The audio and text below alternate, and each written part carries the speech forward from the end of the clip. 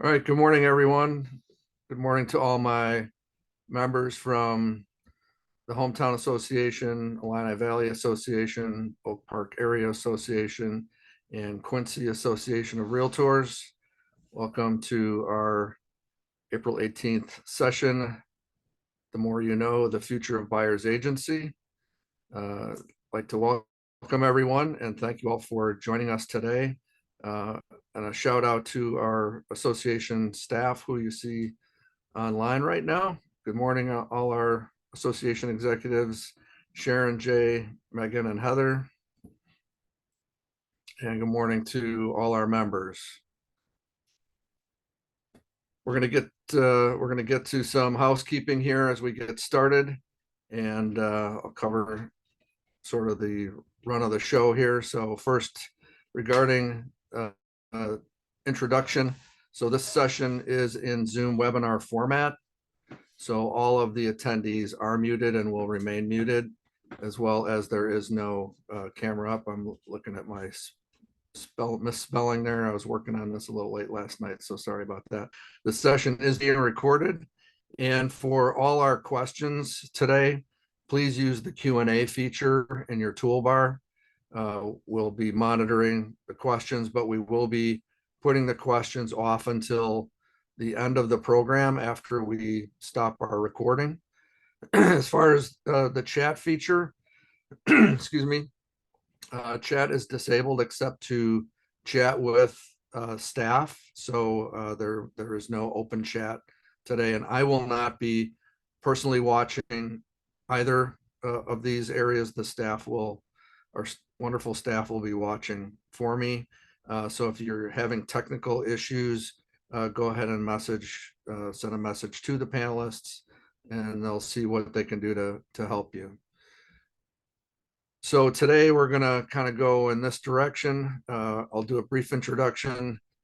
We'll cover a little housekeeping because we are talking about some sensitive topics today. So we're going to have some disclaimers, a quick look at what the agenda will look like, and we'll wrap up at the end with Q&A. So for those of you who do not know me, my name is Christopher Tengren, and I am a designated managing broker in the Hometown Association of Realtors marketplace. I am a very committed volunteer individual.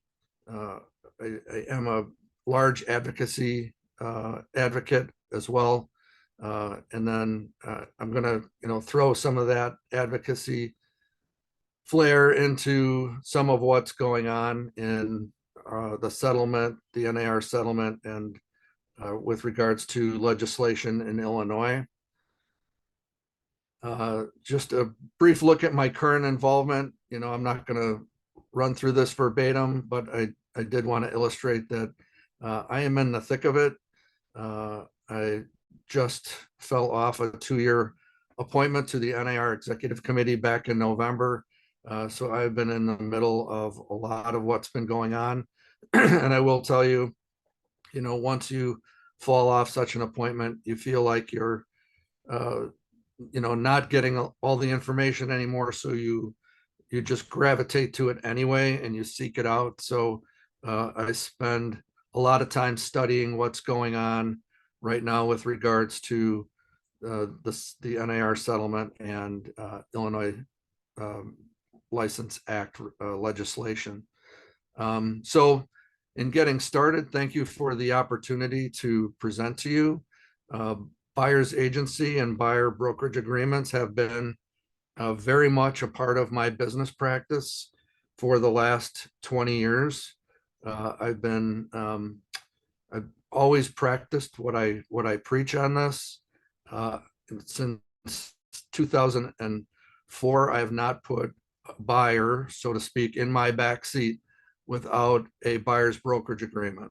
So while this is a bit of a change, or maybe even a drastic change for many of our attendees today to contemplate, for me, it's almost been business as usual, because I haven't had to adjust my practice very much at this point to do what I've always done. So, so I'm speaking from a strong advocacy ambassador, so to say, position when it comes to the use of buyer's brokerage agreements. So a lot of what I'll be doing today will be sharing from that experience. So again, thank you to our participating realtor associations, as well as the respective memberships, staff, and volunteer leaders. So starting with our mission for the day, attending presentations like this is a good step towards having a better understanding and approach to how the NAR class action lawsuit settlement, buyer's brokerage agreement, and related potential business practice decisions is now really a major part, or will be a major part of our business practices and models. So thank you all for taking your time to educate yourself. A lot of the information that I will share, a lot of the information that's out there will help everyone, all of our members, make sound business decisions. Realtors can choose to provide knowledgeable and professional consumer client experiences while protecting the public and our respective brokerages. So this isn't all about us. This is about, primarily it's about the public. And the reason we're here with regards to the settlement and pending legislation is because of bad behavior by a few of our members over a period of really decades. So as I say, the behavior of the few has affected the many. And now, the pendulum in our industry regarding regulations and oversight is swinging way past the middle in order to protect the public, because it's the public that has been harmed. So our goals for today: to provide and discuss ideas about the following: how to discuss buyer agency and buyer brokerage agreements with the public, delivering buyer's agency disclosures and agreements in writing to the consumer, and how you and your clients should agree and how you will represent them, how a brokerage and designated agent can potentially get to a signed buyer broker agreement, how brokerage and designated agents can provide justification of your buyer's compensation business model with prospective clients and consumers, how to discuss the potential of buyer loyalty and an understanding of how your brokerage gets compensated, and also how to explain and demonstrate your value as a buyer's broker. So the overarching focus of everything today really is what's changing and what's staying the same. As I said, for me, because of my consistent practice over the years, very little is changing for me. Mostly everything is staying the same, with just a few tweaks to my business practice. But I realize that that's not the case for the majority of our members. The majority of our members are concerned about these changes. And as we'll talk about today, we're in an industry that is constantly evolving, and it's up to us to adapt and protect the public. So that's the underlying message in most of this. So that'll be the overarching, or the umbrella over our agenda today. We're going to drill into the forms that are used for buyer's brokerage.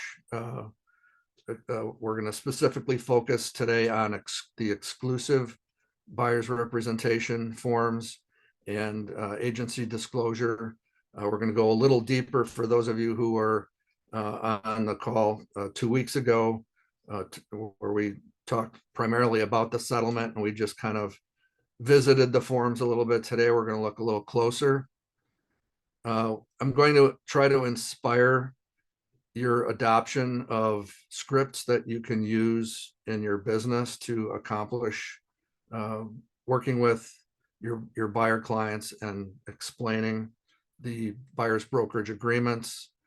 And then a lot of what we'll do after we get through some of that is we're just going to kind of talk about statistics and what's going on, where we are and where we're going as an industry. Again, Q&A at the end, and that you will be muted until then. You can certainly use the chat if you need the staff, or maybe hold your questions, because I do truly hope to answer a lot of them during the presentation. All right, so in the meantime, as I said, place your questions in Q&A.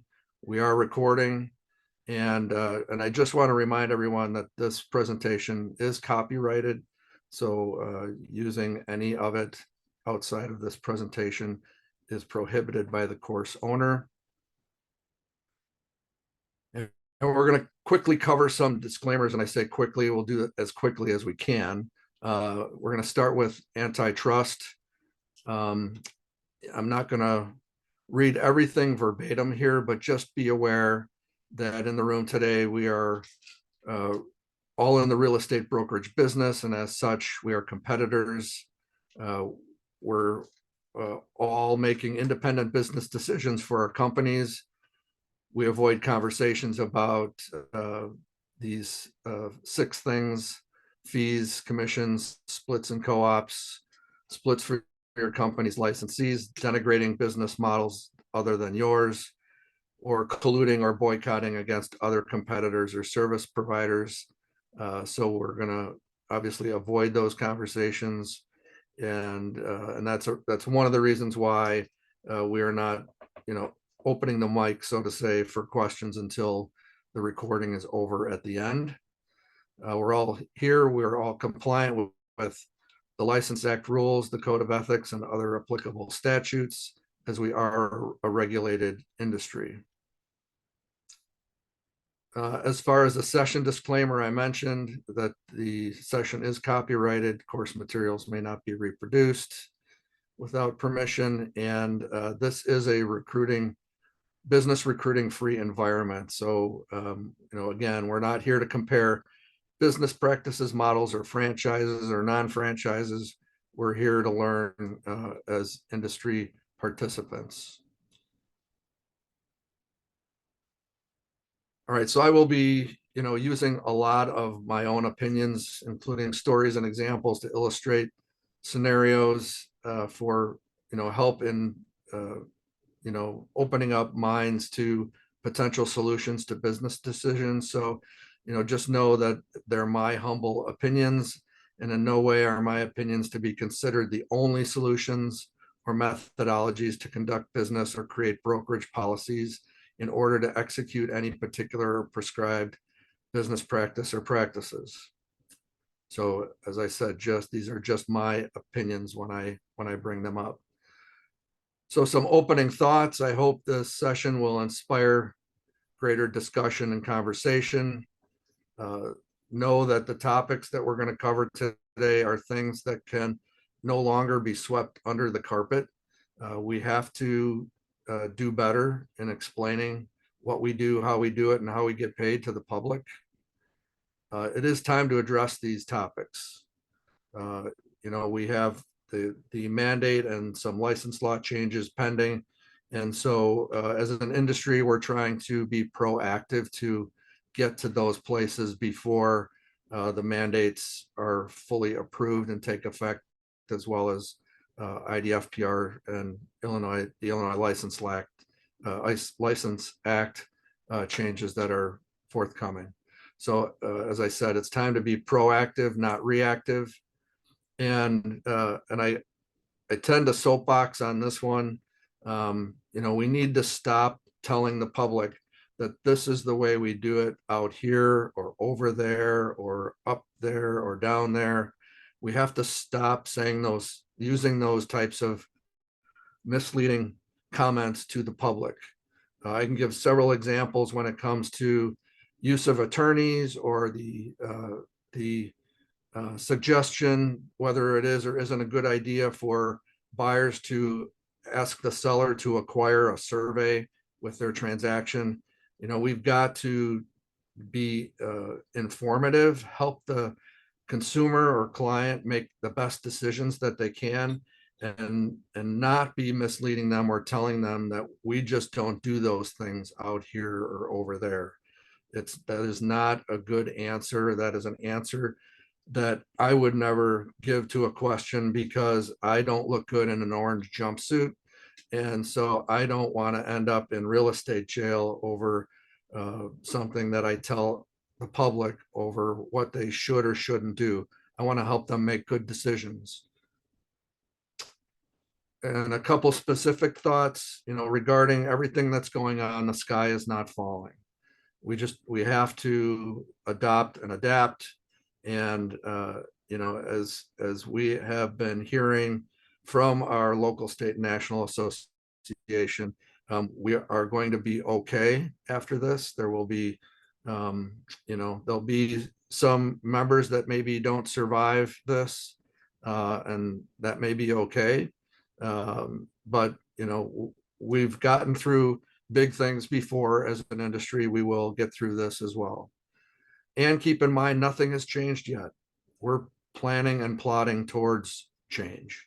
So while we're seeing some creative efforts occurring in the marketplace already, which we'll touch on today, nothing has changed yet. So, and this is very true of what is going to probably happen with the compensation field in the MLSs. So that nothing has changed on that yet. So just keep taking it in and planning for the changes.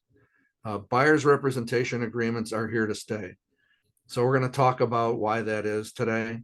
But between the mandate and the License Act in Illinois, we will be using buyer representation or brokerage agreements. The MLS rule changes, if there are changes, because of course the mandates are not approved yet, but they will, if they do, take effect, and that will cause the removal of all compensation related fields and language in the MLS. And while we're talking mostly about the buyer side today, we will see a lot of changes on the listing side. There are going to be a lot of shifts to the kitchen table conversation. So we're going to talk about some of that today as well. And these changes are a promise, not a threat. As far as our forms are concerned, we're going to see a lot of changes going forward, because there'll be new versions probably of any form that is an agreement or discusses compensation or commission. Those forms will surely change as we approach July. But that's not to say that that'll be the end of the forms changes, because it's likely that that those things will continue to be tweaked along the way. And then please know that NAR, Illinois Realtors, and your local associations are sharing updates and resources very regularly. You don't have to figure that out, I don't think. You open up your inbox and there's a lot of information these days. Please, and we'll talk about this, please focus on the credible information. The media has had a field day with a lot of this, and we're gonna touch on that too today. Realtors really need to work on their skills.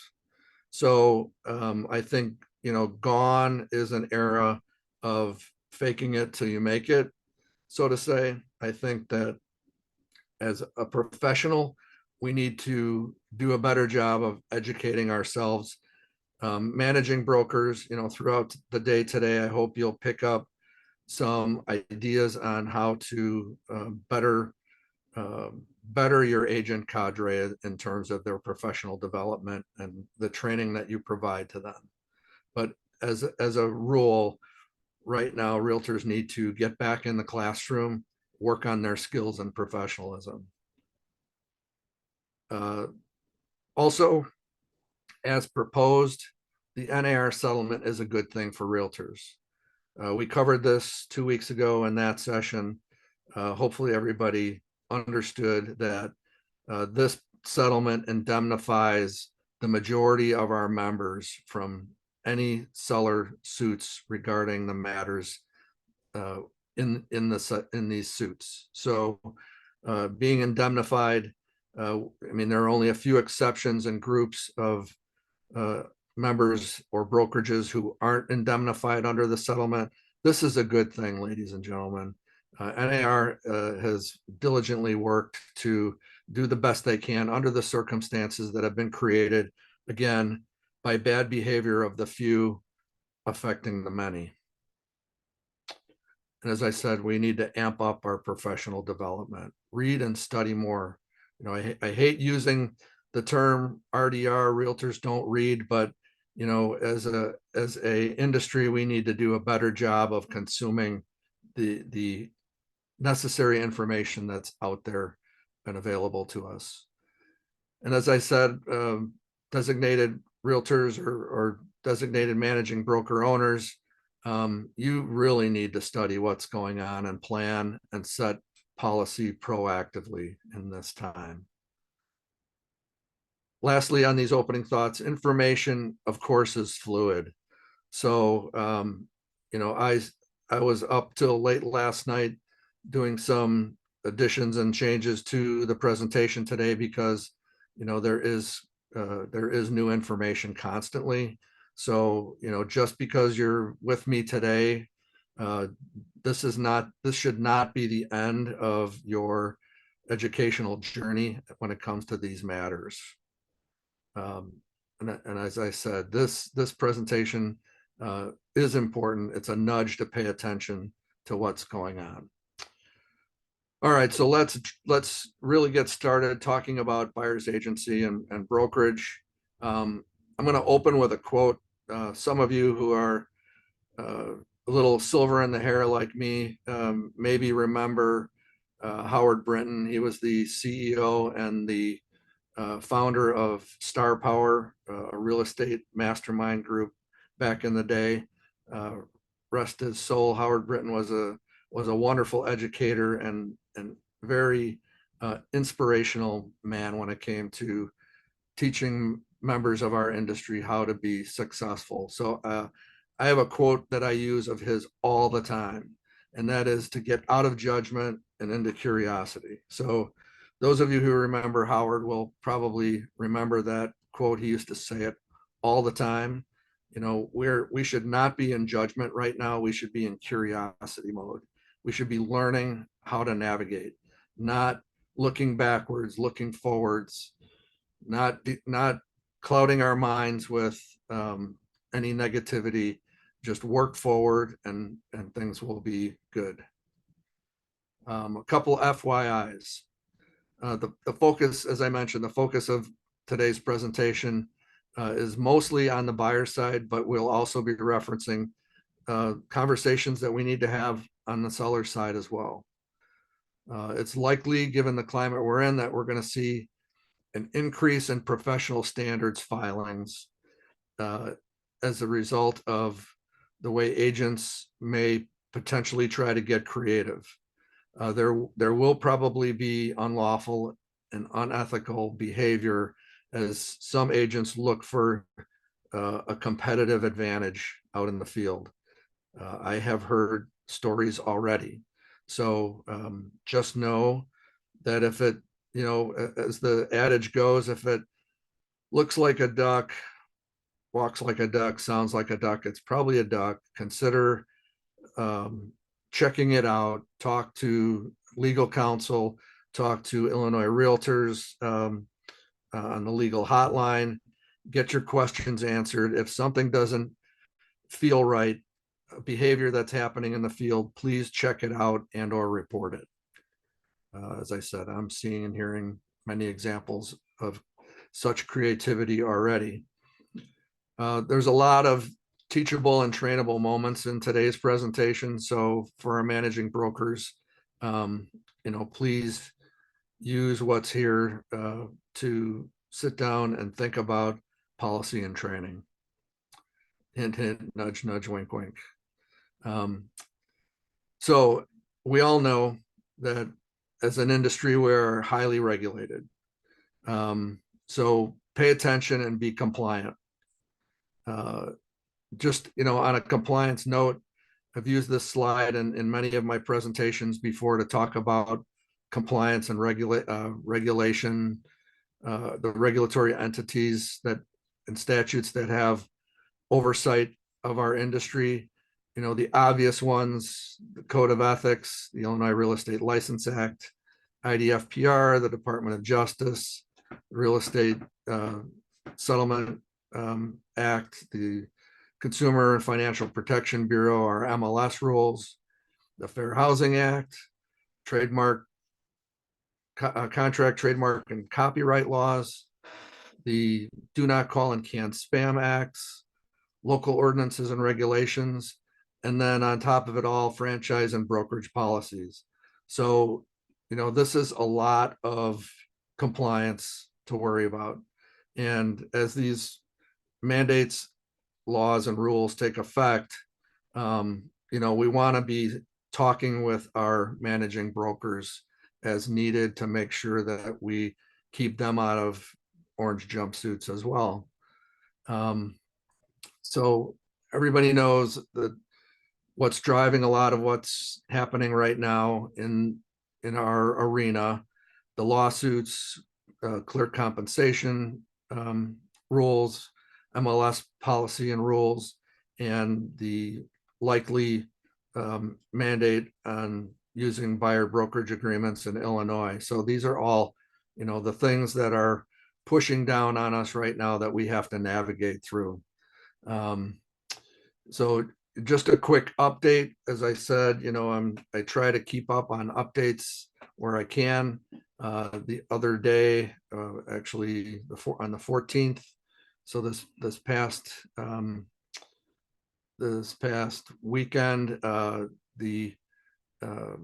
chief legal officer at NAR put out a statement suggesting that the plaintiff has agreed to give NAR 48 hours notice prior to filing their preliminary acceptance motion, and that they stated at the time that could happen by April 15th. I don't believe it's happened yet, but I'm sure that will happen shortly. Once that statement is approved and the courts grant that preliminary approval, that within 60 days, the MLSs and brokerages that were not indemnified in the lawsuit will have 60 days to opt in to that coverage based on mathematical formula. And then once that 60-day window is closed, sort of the class action suit will be finalized in the way of who will be indemnified. So that is one of the later updates that I have. Also, as I said, we want to consume information from credible sources. So please stay away from the media.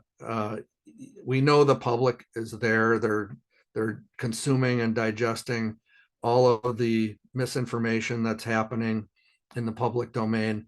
Please get your information and have data and quotes ready to talk to your customers and clients about from credible sources. So NAR.realtor,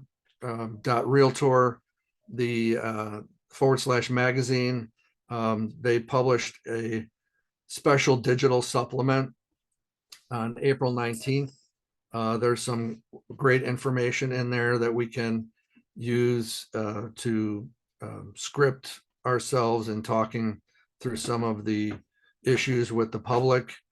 And then also, by now, hopefully everybody knows and has explored competition.realtor and facts.realtor. Competition.realtor is sort of the public facing side, and facts.realtor is sort of the member facing side of NAR's information. They are doing a really good job of keeping that up to date when there are things to share. In most cases, they're also pushing that out electronically and socially when major updates are posted. And then on both of those sites, there are printable materials. I'll show some of those to you a little bit later that we can use in our presentation packets with our clients. Also, Illinois Realtors has jumped on to help us with great information. IllinoisRealtors.org/the realtor value. That's a similar page set up to help us to be able to articulate our value as professionals. All right, so buyer pre-consultation. Yes or no? We're going to examine this question today, and hopefully by the time we get through some of the forms, you'll understand what my recommendation is on this, and we'll talk about sort of a comparison that I like to make in terms of what we do for our sellers as opposed to our buyers. So in my practice, when I do my buyer pre-consultation, I cover the necessary forms, and it will be part of the license law change if it's approved, and we'll talk a little bit more about that in a few minutes. It will be a mandate that all brokerage services provided to the public are done with a written agreement. The written agreement on the listing side is obvious. That's our listing agreements. But on the buyer side, many of you are just becoming acquainted with the brokerage representation forms that we're going to cover today. But I cover these forms in pre-consultation, as I do almost all of the buyer side processes. So all the things that we should be talking about with our buyers, the lending process, what they're going to need, the contracts, the forms, the disclosures, showing them examples of the forms that we're going to use when we identify the property.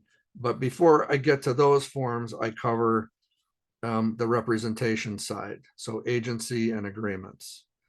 So in general, with regards to forms, most of us are using association generated forms, and our realtor associations create these forms for our marketplace for us to use in lieu of creating our own forms at our brokerage or franchise.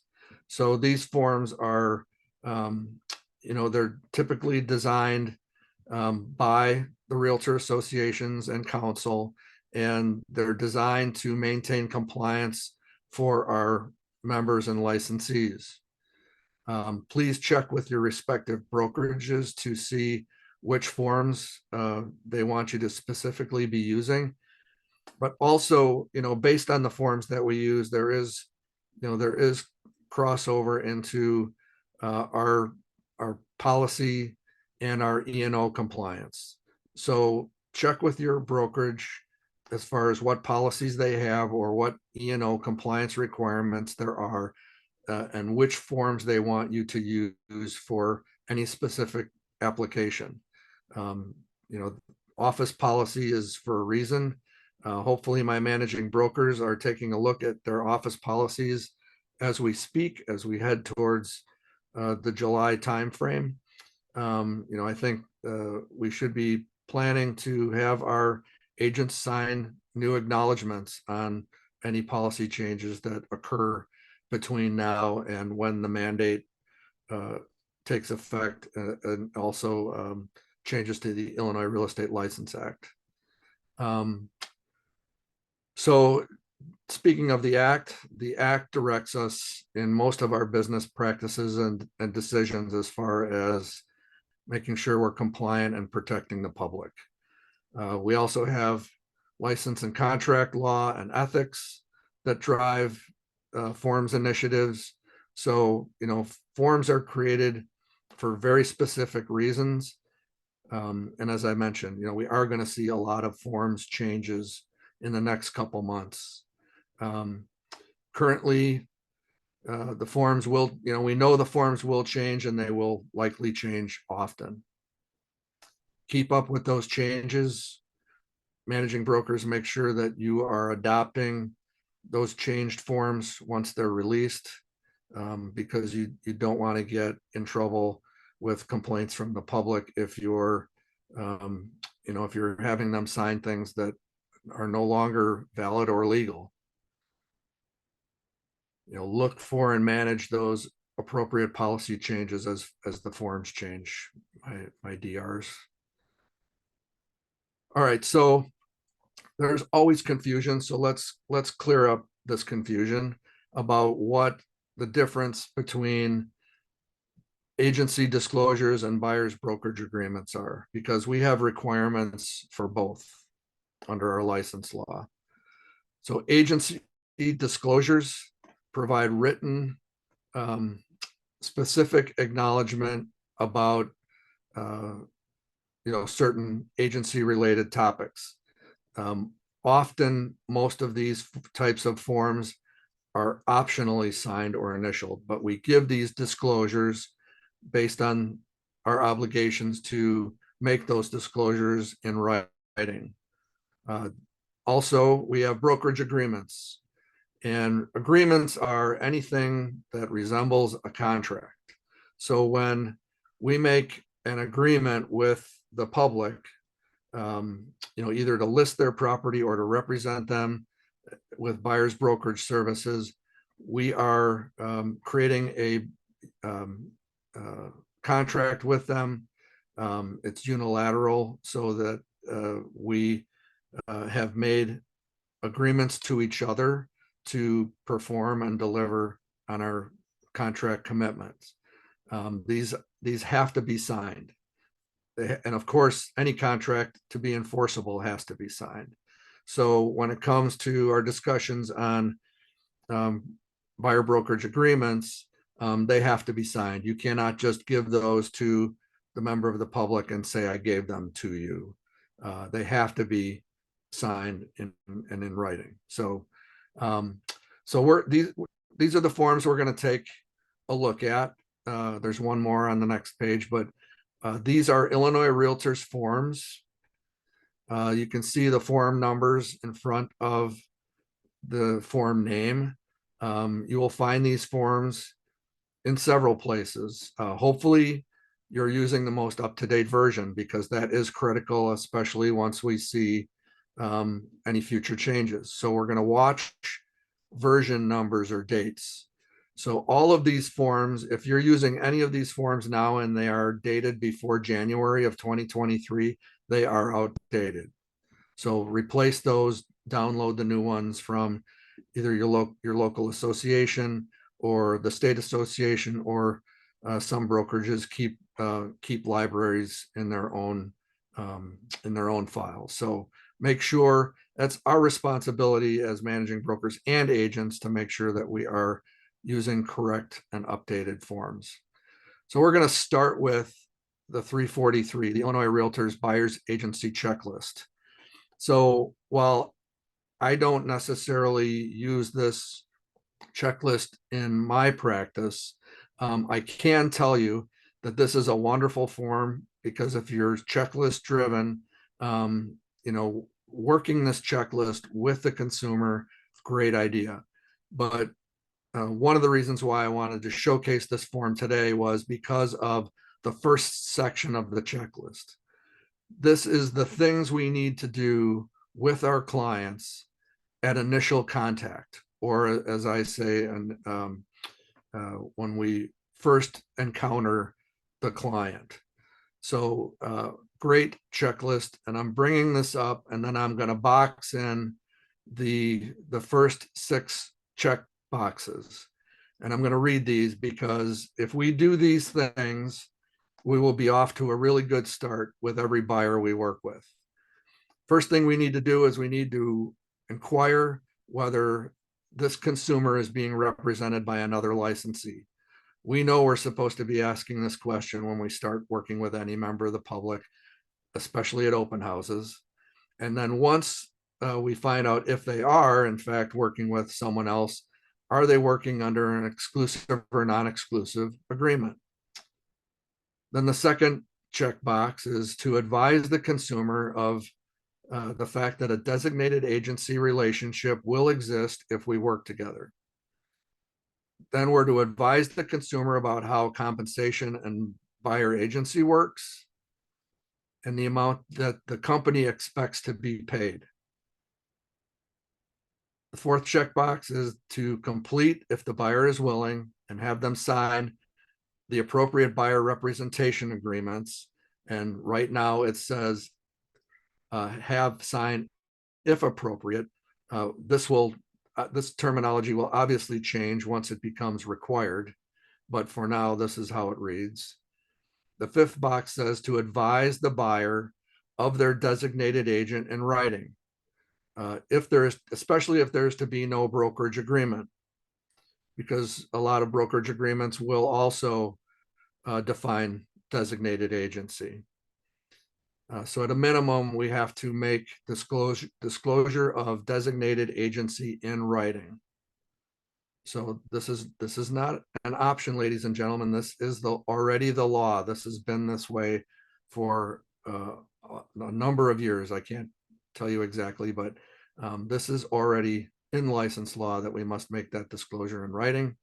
We must advise the consumer regarding the potential of dual agency and provide disclosure and consent of dual agency if that is a possibility. So this portion of the checklist, I think, is where we can easily develop our buyer pre-consultation, pre-purchase consultation scripts from. If we cover these 6 things, we will have done a good job, gotten off on the right foot to begin to serve them as we are required to do.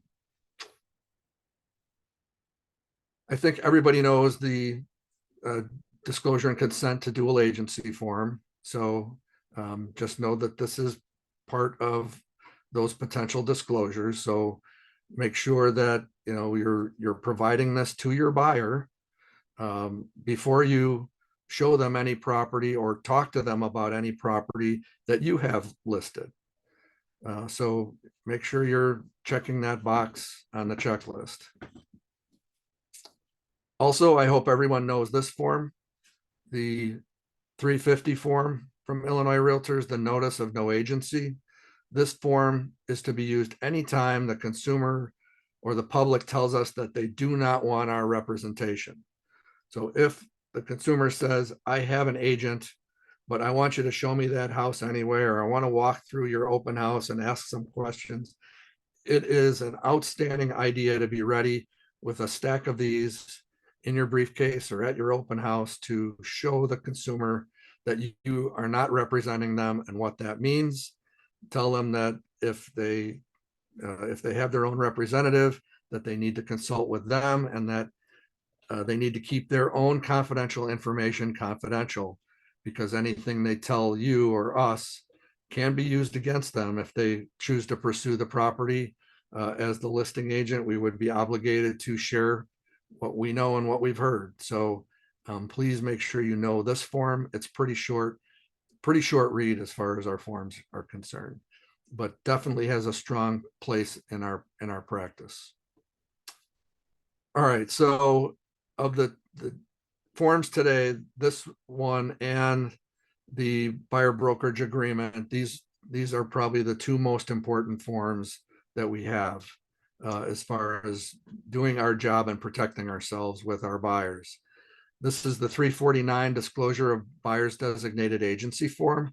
So once the consumer or the member of the public tells you that they want you to represent them, we are going to give them this form. This form is for optional acknowledgement, so I'm going to talk about that, but it's going to show the public that as a buyer, they have options. So let's look at this form a little closer. So buyer's agency is required to be disclosed in writing, as we mentioned. This is a way to do that in writing. So if your brokerage doesn't have their own disclosure form, managing brokers, I suggest you adopt this.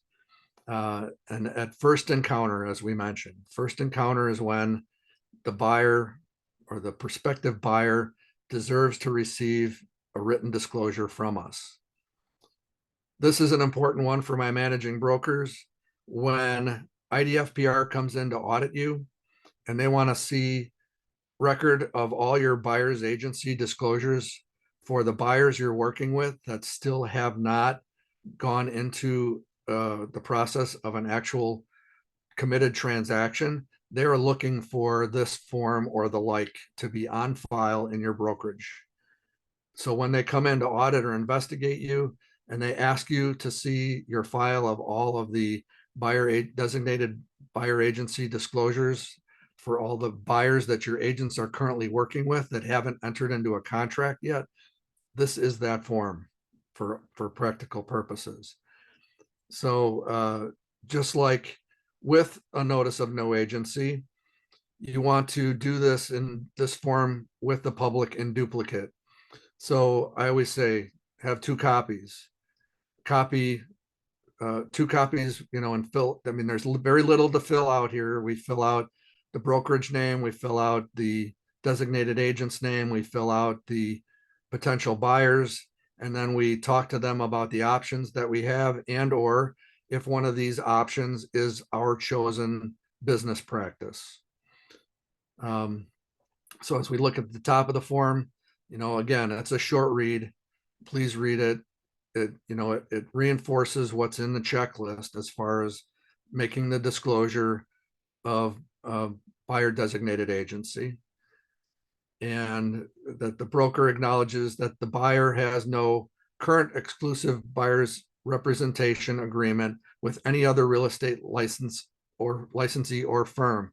So the buyer is acknowledging here when they acknowledge this form that they are not working with anyone else exclusively.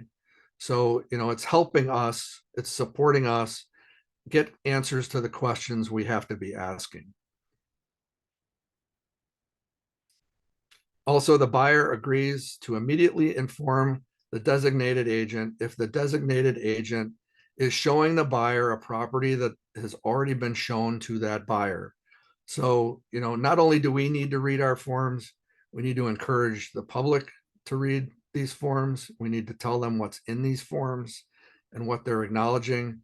So we want them to know that if they've seen property with other brokerages, they need to let us know, so we can deal with or avoid potential procuring cause conflicts.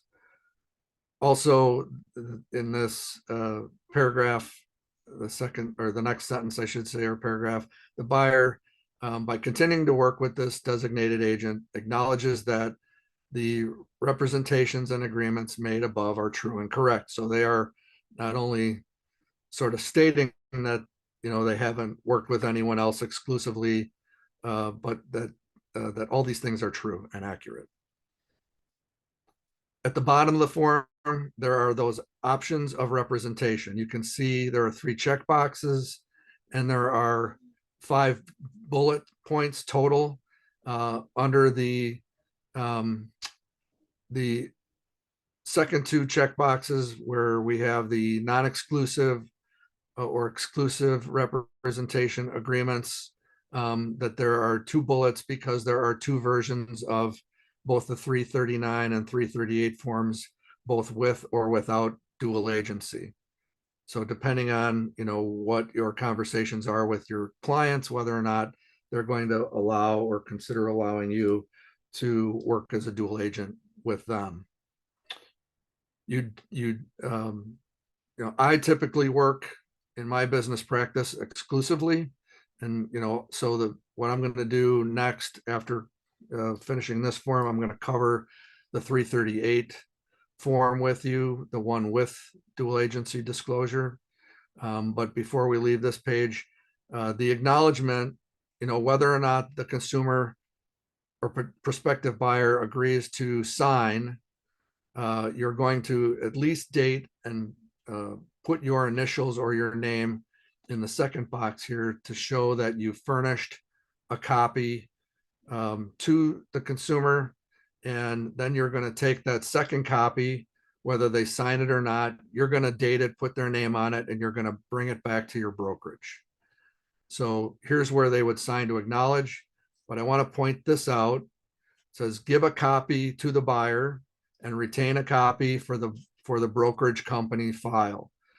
So as I said, 2 copies. One's going to go to the buyer, one's going to be retained by the brokerage to go in that brokerage file, so that when or if we get audited by IDFPR, that we have copies of these forms available. So they are checking for compliance on this when they do their investigations. And I'm underlining this because this means that the copy is to be retained by the brokerage, not the broker. If you want a copy in your own file as the broker, please make another copy of the copy you're giving to your brokerage, because the main copy belongs to the brokerage and needs to go in the broker's file for retention. So I'm trying to make that obvious. Brokerage file. So as for the 338 form, which is the exclusive buyer's representation or exclusive right to purchase contract, I'm going to use the 338 for our teaching example today, but there's also a version that does not include or allow for dual agency. So again, giving your copies out. So the 338 form is 4 pages. We're just going to pick on a few sections today for training purposes. We're going to start with section 1. And again, if we're using these forms, you've got to know these forms, ladies and gentlemen. You've got to take the time to read these forms so that you can explain them and not fumble through your explanations. The public needs to know what they're signing because this is a commitment. So please study your forms, make sure you know them.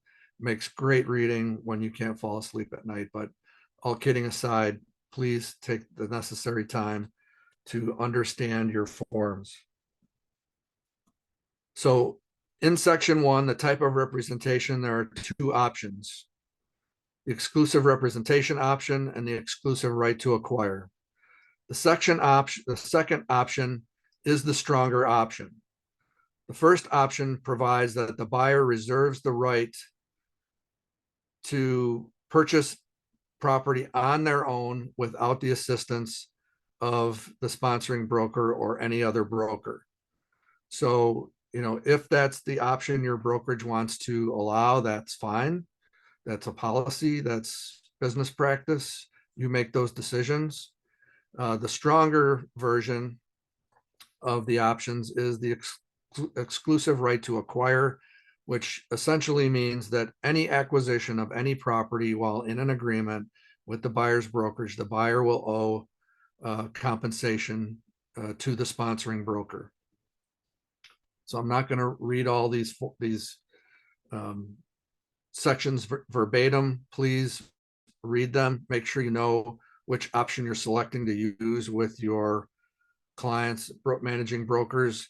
You may want to make these options policy. Although, we have to have the conversation about, what the consumer wants. And if you're going to allow the consumer to make the decision or the agent to make the decision, or you're going to make the decision at the brokerage level. The last paragraph there in that section is the designated agency disclosure. So this could be done in lieu of doing the 349 form. However, I do like using the 349 because it inspires me to have the conversation about the options that the public has. Take a quick look at section 2. This is the compensation section. So again, we have options. We are going to select one. We have options in each for whether it will be, well, for the first one, it's percentage options. The second one also includes a flat fee option. So read these options, know what you're talking about with the public. Make sure that if there's brokerage policy, that brokerage policy is followed, and then again, when it comes to in what I'll call inadequate compensation, in other words, if your brokerage agreement says that you will be duly compensated a specific amount of compensation, and we like to use chickens instead of dollars and percentages. If your compensation is, for example, for teaching purposes only, 3 chickens, and the co-op compensation in the MLS says 2 chickens, that here is where it explains to the buyer that they will be responsible for compensating the difference. If the seller's paying 2 chickens, then the buyer will be obligated to pay you the remaining 1 chicken. So know what you're looking at here. Make sure you're using the options that are appropriate for your business practice and your brokerage policy. I bring the Consumer Guide to Real Estate Agency in Illinois flyer, because it's a flyer version of making designated agency disclosure. I know a lot of agents are using this. I find that this is a colorful and pretty form, but it doesn't really illustrate the choices to the public like the 349 form does. So make those considerations in your office policies and decide whether or not you want your brokers use your designated managing broker. You should make sure whether or not you want your brokers to be using this form with the public to make that written disclosure. I personally find the 349 to be more constructive when it comes to creating the opportunities to discuss the different options that the consumer has for representation. All right, the last form I'm going to look at before we get into some discussion on scripts and potential scripts is the residential real estate contract 7.0 seller agreement to pay buyers brokers compensation. So this form not available to all of our associations if they are not part of the multi-board.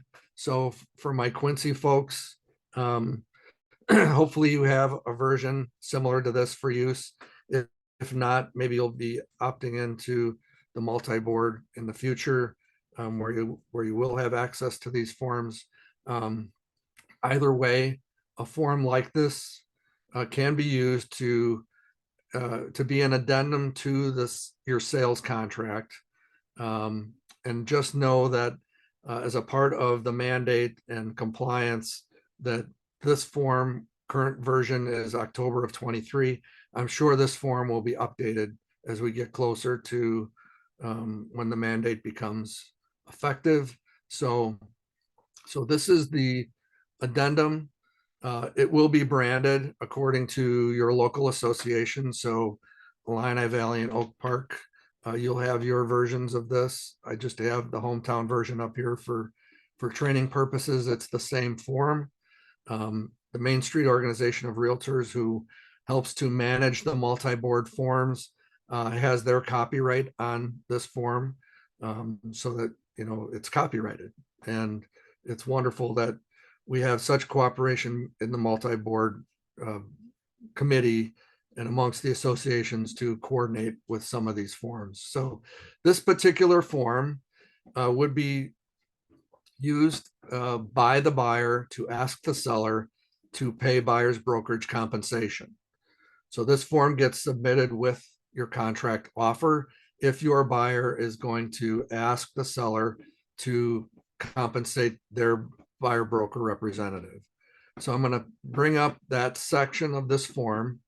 It talks about the buyer acknowledging that there is an offer of compensation in the MLS of whatever it is, fill in the blank. And then the buyer will ask for the seller to augment or cover the compensation for the buyer's brokerage. And there are two options here. One is to increase compensation. One is for total compensation. So make sure you're using whichever set of boxes, A, B, or C, D, that may be appropriate. A and C are for percentage, and B and D are for flat fee. So again, short form, pretty easy read, but make sure you know what's here before you pull it out to place it down in front of your buyer for potential use. Again, it becomes an addendum to the contract, so it should have an accepted date that is aligned with that of the contract, and then it must be signed by buyers and sellers. This, nowhere on this addendum do the brokerages appear, because this is not a brokerage form. This is an addendum to the sales contract for use by the parties to the purchase contract, and that is only the buyer and seller. So the buyer and seller are agreeing to these terms and attaching them to the contract. If you have a line in your contract, such as we do in the 7.0 multi-board contract, please write in the name of this addendum to make sure that it is included, make sure that it is acknowledged in the contract by both parties. All right, just kind of wrapping up on the forms. We know the forms are changing. Keep up to date. And then lastly, just know for our multi-board forms users that the committee is starting up meetings, and we'll be looking at a new version. Probably, I wouldn't anticipate that until, probably the earliest towards the end of this year, probably more likely a little beyond that. But in the meantime, know that, as I mentioned, that addendum will likely be modified to incorporate the settlement mandates and license law changes. And the moral of the form story is always, as I've been trying to clue, know them well if you're going to explain them well. So back to the question of yes or no on do we do pre-consultation? And if we don't do buyer pre-consultation, when are we setting expectations with the consumer? Are we giving the consumer, the buyer consumer, the same effort that we give our sellers when it comes to putting them in an agreement and covering all the things that we need to cover to make them ready, willing, and able to, once they identify the house of their or property of their dreams, to be ready to act without hesitation. So I particularly am a fan of giving equal and fair accommodation to buyers and sellers. And the question is, how much time do we spend with our buyers compared to our sellers when it comes to consultation? We all could probably answer the question.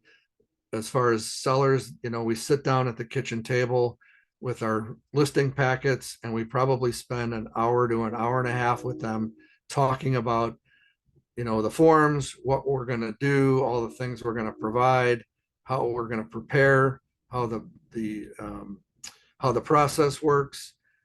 When do we do that with our sellers if we don't have a strong pre-consultation with them? So I'm a huge advocate of doing significant pre-consultation with my buyers to give them time to look at all the forms that are related to agency and brokerage, and then also, talking about their lending qualifications and all the things we're going to do, and setting those expectations in a calm setting rather than in a fire drill fashion as we're running from our cars up to the lockbox to get into the property.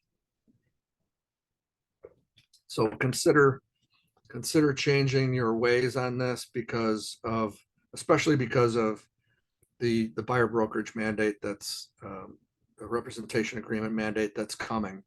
Um, you know, we tend to be hung up on this. As I said, you know, I've been practicing exclusive buyer's agency brokerage agreements with my buyer clients for 20 years. So, you know, for me, I'm not worried or scared about this presentation with my clients. But this is a definite paradigm shift for most agents. So I understand that there is angst, and you know, agents can be hung up on how to present and explain. So you know, is it time consuming to do these things? Yes. Is it scary when you first do anything? Yes. Is it necessary and required? I'm saying yes because it's about to be. It's about to be required that we adequately explain buyer brokerage agreements. So prepare yourself now. Start working on this, because you know, no longer will we have to worry about, you know, losing clients because a client's going to run down the street and work with somebody who's not making them do a brokerage agreement, because the playing field is about to be leveled. Every one of us is going to have to explain brokerage agreements. So, you know, work on your skills with this, and then, you know, role play in your offices if you have to, because practice makes perfect. You know, scripting, and, you know, you obviously, when you use scripts, you don't want them to feel canned or like you're reading them to the consumer. You want them to be your scripts. You want to own those scripts, be, you know, endearing, and uh, working with the buyer client so that they know, like, and trust you. So, you know, practice in front of the mirror, practice with your office mates, practice with your managing brokers and trainers, whatever you have to do to get comfortable to execute buyer brokerage agreements. Um, you know, some of the scripts come out of policy. You know, you have to incorporate things that are in policy with your prospective clients. You have to deliver disclosures and agency agreements in writing, and they need to understand how their designated agent will represent them. How to, you know, that you need to know, you have to have a script. How do brokers and designated agents potentially get to a signed agreement? You know, you obviously, you can use a hard or soft approach on that. Particularly, I use a soft approach. In pre-consultation, I hand my clients a templated agreement. I tell them that we're going to potentially go out and look at property one time. In the meantime, they can review this contract or this agreement at home in the comforts and time on their own. They can, you know, hand it off to their attorney for review. I explain to them that this is a association generated document. So I choose to use that, or my brokerage chooses to use that for the purpose of buyer agency agreements. And then I tell them when we meet up to see houses the second time, that I'll expect that they deliver that to me if they want to work with me. This is also the opportunity for you to get to know whether you want to work with the buyer client yourself. So this is a much softer approach, but really, we're supposed to get, you know, once the mandates take effect, we're supposed to get this signed right away at first encounter, once we've determined that that the buyer wants our representation. So, you know, there'll be a little shift in scripting there, but in the meantime, you know, you can use a much softer approach to talk to your buyers about this. Also, we need to provide justification of our compensation business practices. So, you know, having those conversations in pre-consultation is important.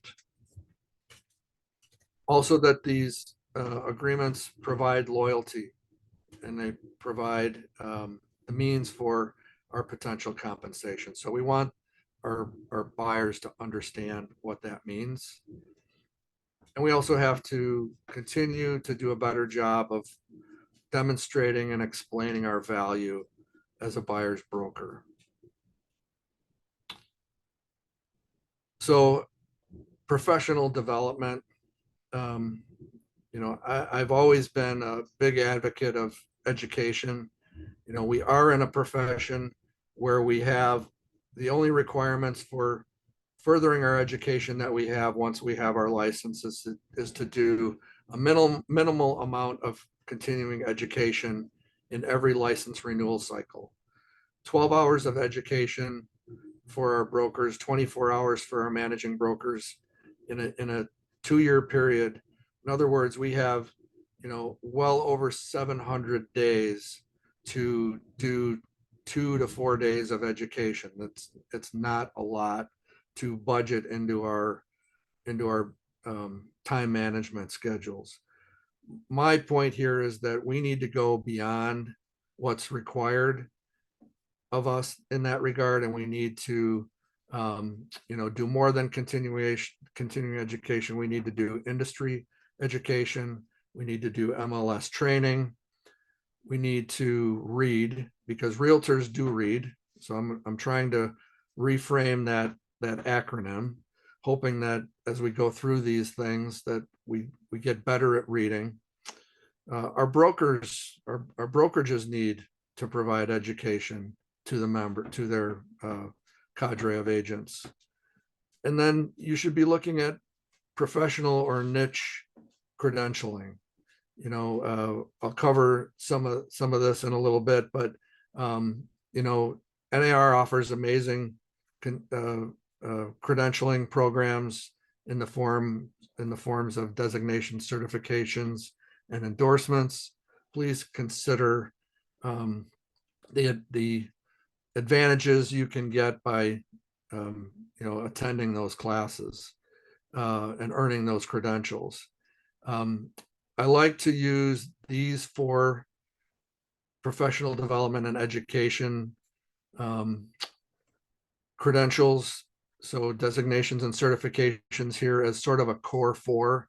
If you're considering earning some of these earning designations and certifications, given the climate right now, I would be looking at these 4: the accredited buyer's rep, the seller's rep, specialist, the negotiating expert, and the pricing strategy advisor. These are very applicable and very important. And all of these courses have been updated since the NAR mandate was announced. In fact, with the ABR, if you haven't been reading or noticed, the National Association of Realtors is providing the ABR, accredited buyer's representative designation, to all members free for the remainder of 2024. So you can visit become.abr.realtor for more information on live, virtual, in-person, and online options to take this course. And the seller representative specialist I mentioned was also being rewritten to incorporate everything that's going on to create new conversations to have with our sellers about what's going on in our landscape right now. Also, the commitment to excellence endorsement through NAR, please consider that for professionalism. And also NAR's Pathway to Professionalism program. This is a lot of ethics type information, but it's a courtesy type of a program where you just volunteer to be more professional by having increased respect for the public and respect for property and for peers. There are 42 courtesies and etiquettes that you can subscribe to to raise your professionalism. And again, we talked about early on that we anticipate an influx of potential professional standards filings over, all these changes, with members seemingly or maybe even intentionally creating bad behaviors to be more competitive, so to say. So be careful. Don't be on the wrong side of an ethics hearing when it comes to this. Also, we mentioned the resources. So competition.realtor, competition.realtor, there are a ton of infographics that you can print and include in your presentations, buying and selling, why use a realtor, the essential real estate agent, um, ways to maximize the value of your real estate agent. All of these things can be used to illustrate our value. Talking about MLSs being helpful in the marketplace for competition, and the economic impact of buying and selling properties to a community. Also, NAR has these two set of resources, 179 ways agents who are realtors are worth every penny of their compensation, and then 105 more ways. I know that agents and even associations have been using the messaging here to help the public see the value that we have as professional real estate agents. So a couple questions that you should ask yourself to know where you are right now. Your state law or company policy requires you to represent buyers prior to showing them property with agreements, including specific compensation. So if you are doing this, you are good, you're okay. If you sign buyer's brokerage agreements when you write an offer, and or once you realize there's a zero brokerage commission fee, or there's a whatever in the co-op field and the MLS offers, you are in need of elevating your skills and getting that buyer's brokerage agreement signed at first encounter. And then if you don't have signed buyer's brokerage agreements and you're just kind of working by the seat, you are potentially facing major issues regarding ensuring compensation. We're seeing a lot of, as I said earlier, agent concerns, fears, adaptation anxiety. Choose to be engaged in your business and your industry again or more. Read, research, join positive discussions. There are a lot of masterminds out there, and quoting one of the instructors that I follow, who says most of these masterminds don't have a master or a mind among them. Be careful what you're digesting. Stay on the positive side of the fence. Be positive with the public. Consume positive information and credible information. Ask on the seller side. If you ask them about their home buying experiences in preparing your scripts to soften them to considering still compensating the buyer's brokerage, ask them about their home buying experience. Was their buyer's agent compensated by the seller?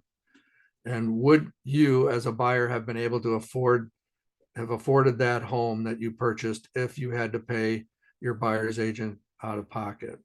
What would you have done if the seller didn't compensate the agent? So, think about those conversations with the seller. Now we're at the kitchen table with the seller. Talk to them about those things. And then regarding the MLS, tell the sellers that majority of buyers come to us via the MLS, that you're only one agent. And, in Northern Illinois and MRED's territory, we're amongst 50,000 agents, and we're able to expose their listing to that many agents. And we want to help them see the value in the MLS and how it helps us find more buyers, create faster sales, and get the highest price.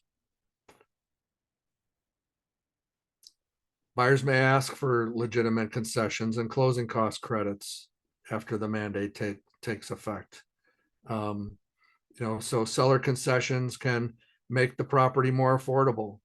So, talk to your sellers about what they can do to attract the buyer and make it easier for the buyer.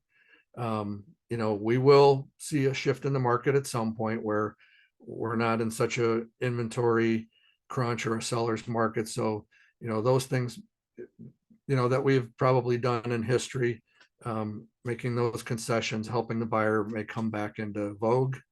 And then if the home does appraise, the buyer can finance those closing costs, their own closing costs. So, as we teeter on affordability issues, think about when a buyer asks for seller assistance, all that stuff gets baked in the negotiation. And remember that the buyer brings all the money to the table. If the buyer doesn't bring their institution's money or their own money to the table, there is no money for either compensating their own agent as a listing on the listing side, or to pay their own closing costs. So they need the buyer's money. So the buyer is the most important factor in selling the property. Things we need to remember right now: the settlement is still pending. So realtors must continue to do business in this environment, but they must start to change the compensation with the customers now. And 0 is a real number. We're seeing it. So if you're not using brokerage agreements yet,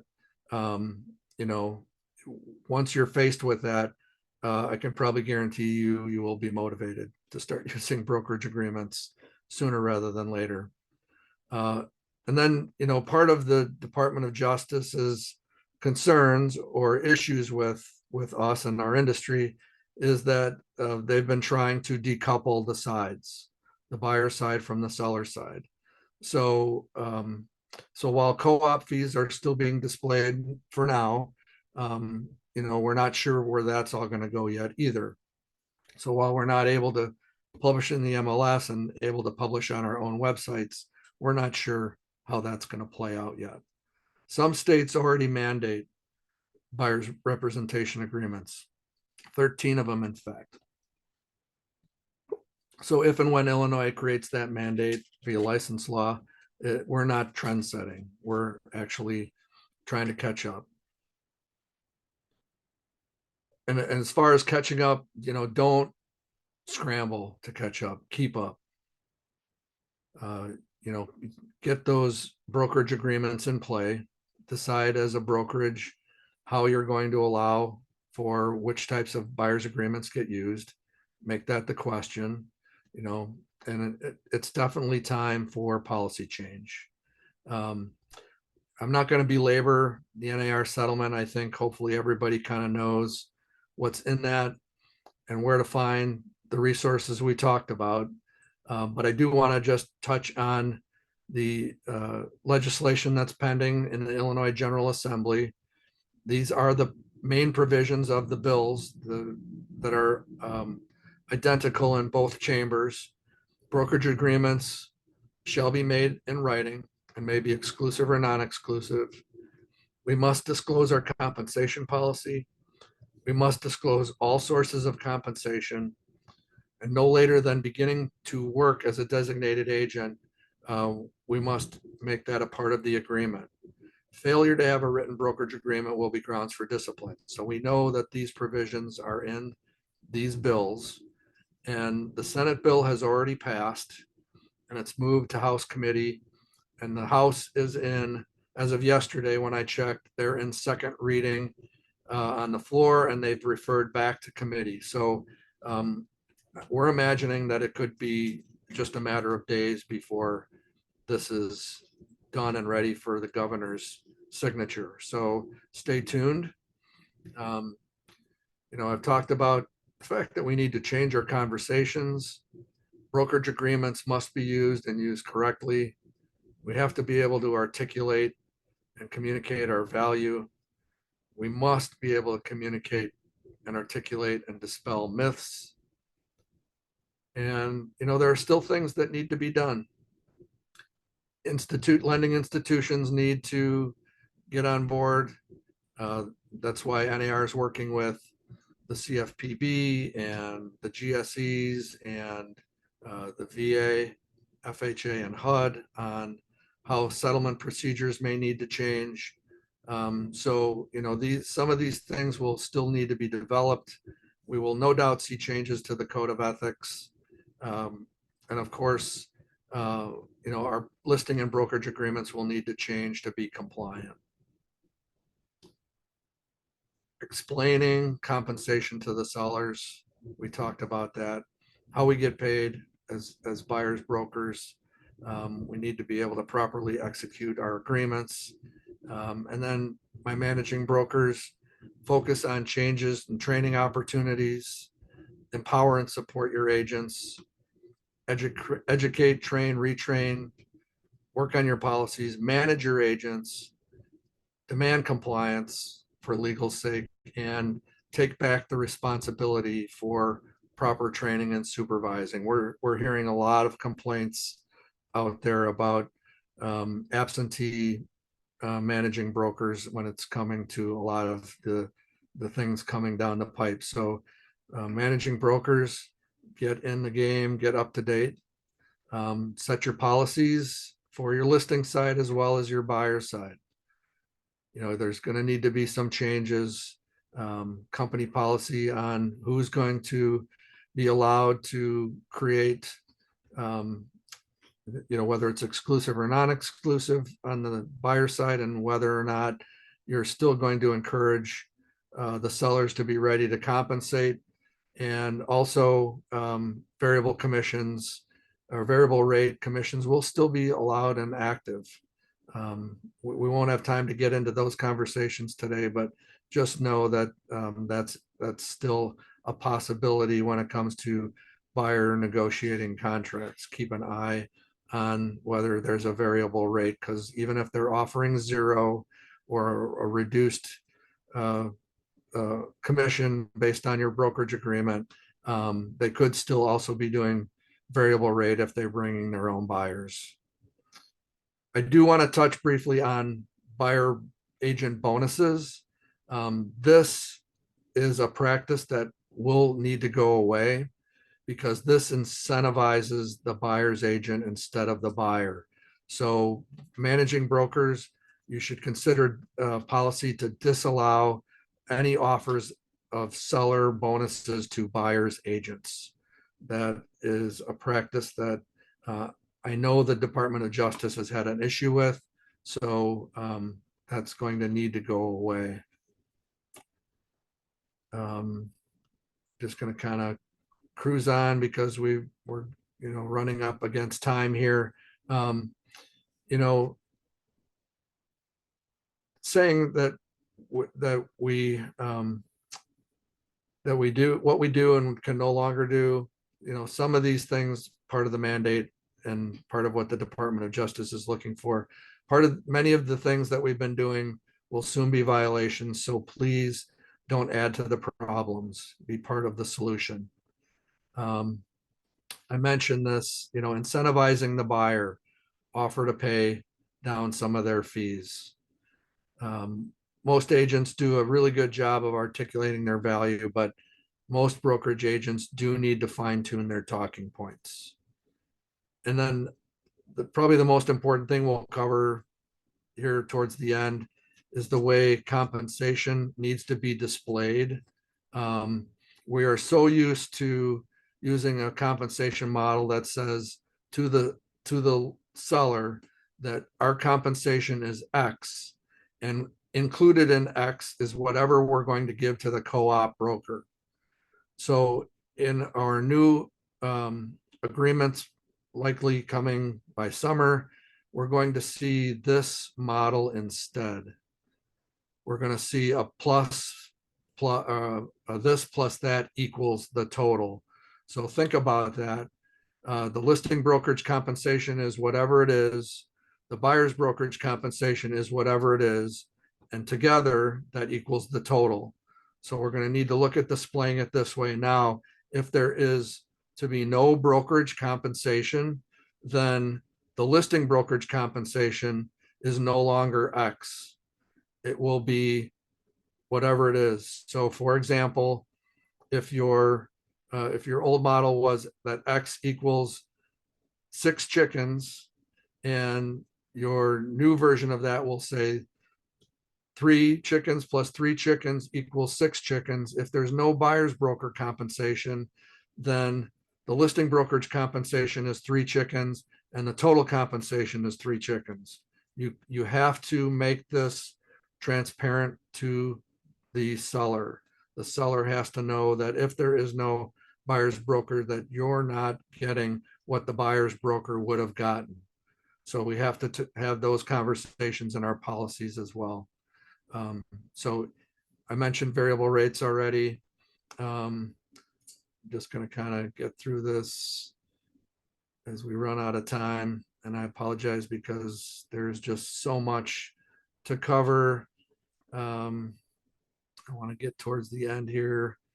The buyer has choices when it comes to property.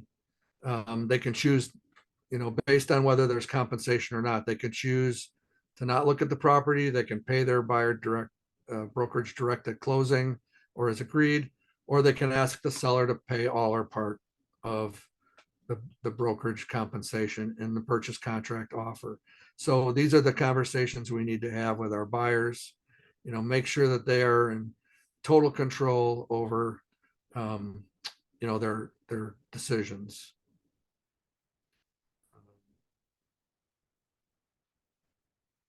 Getting through some of these. Sorry, we just ran out of time. We'll have to take this up in our next session.